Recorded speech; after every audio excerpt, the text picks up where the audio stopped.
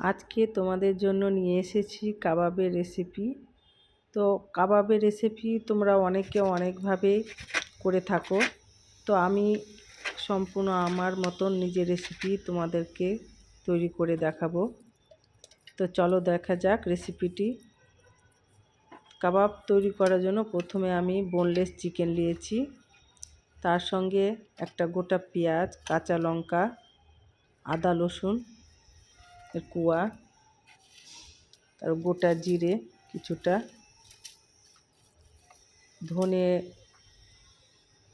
ধনের গুঁড়ো এবং এলাচ, লবঙ্গ আর দালচিনি একসঙ্গে নিয়ে ব্লেন্ড করে নিয়েছি।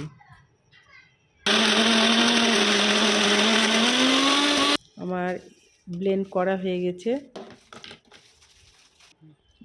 এবার পাউরুটি জলে কিছুটা 3টা পিস ভিজিয়ে রেখেছিলাম। এই ভিজিয়ে রাখা পাউরুটিটা হাত দিয়ে ভালো করে চেপে চেপে নিংড়ে জলগুলো বের করে নিয়েছি। হয়ে গেছে আমার বের করা জল। তার সঙ্গে ধনে পাতা কুচানো ছিল, মিশিয়ে নিয়েছি ওর সঙ্গে। এবার ব্লেন্ড করা মাংসের কিমা দিয়ে নুন আর হলুদের গুঁড়ো আর গোলমরিচ গুঁড়ো কিছুটা অল্প পরিমাণ আর কর্নফ্লাওয়ার 2 চামচ দিয়েছি। আর তার সঙ্গে একটা গোটা ডিম দিয়ে দিয়েছি। দিয়ে বেশ করে হাত দিয়ে মাখিয়ে নিয়েছি আমি মাংসের কিমাটাকে। তোমরা যদি ডিমটা কেউ পছন্দ করো না তাহলে কর্নফ্লাওয়ারটা দিয়েও করতে পারো। কাঠিগুলো আমি আইসক্রিমের কাঠি এবং কাবাবের কাঠি ভিজিয়ে রেখেছিলাম জলে আগে থেকে, এবং হাত দিয়ে চেপে চেপে আর হাতে কিছুটা তেল লাগিয়ে এভাবে চেপে চেপে আমি কাবাবের শেপে সবগুলো এভাবে করে নিয়েছি। দেখো কিমা ভরে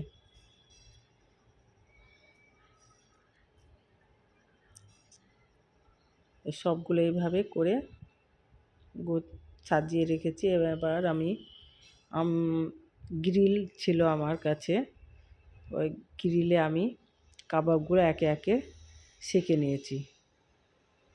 তোমরা কাঠি দিয়েও করতে পারো, নাও করতে পারো। আমি গ্রিলে এভাবে করব, তাই জন্য ধরার জন্য আমি সেঁকতে গিয়ে ধরতে অসুবিধা হবে, তাই আমি এভাবেই করেছি। কাঠি দিয়ে করলে ধরতে উলট পালট করতে সুবিধা হবে। এবার আমার আইসক্রিমের কাঠি অনেকটা ছিল, বেশ ছিল না, কিছুটা অল্প ছিল, তার জন্য আমার কাবাবের এইগুলো কাঠি ছিল। তো দুটো কাঠি একসঙ্গে নিয়ে এভাবে সেটাতেও শেপ দিয়ে আমি এভাবে করে নিয়েছি, কাবাব তৈরি করে নিয়েছি। দেখো কি সুন্দর আমার শাঁকা হয়ে গেছে। তোমাদের কাছে গ্রিল মেশিনটা যদি না থাকে তোমরা ফ্রাই প্যানেও করতে পারো, কোনো অসুবিধা নাই। আমার ছিল, তাই আমিও কোনো দিন করিনি। তো বললো সবাইকে, দেখি আমিও ট্রাই করে দেখি হচ্ছে কি না। তো হচ্ছে, সত্যি খুব সুন্দর হয়েছে কাবাবগুলো গ্রিল মেশিনে, তাই করলাম। তোমরা ফ্রাই প্যানেও করতে পারো। একে একে আমার কাবাব শেখা হয়ে গেছে, যে সবগুলো এইভাবে করে নিয়েছি।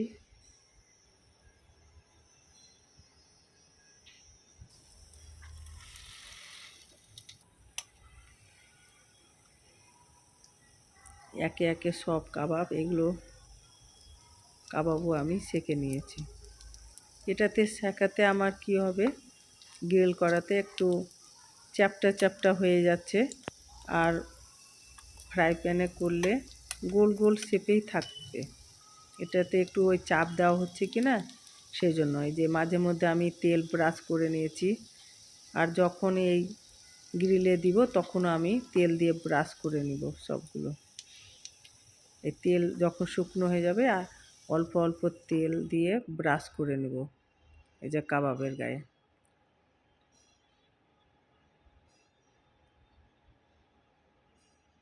দেখো কি সুন্দর আমার কালার এসছে এবং সেঁকাটাও খুব সুন্দর হচ্ছে, একটুও পুড়িনি আর খুব সুন্দর করে সেঁকা হয়েছে। আর ভিতর থেকে একদম জুসি সফট।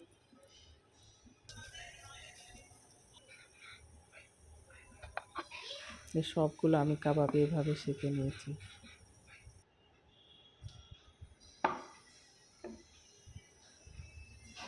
এবার আমি পরিবেশনের জন্য একটা প্লেটে আমি সাজিয়ে নিয়েছি।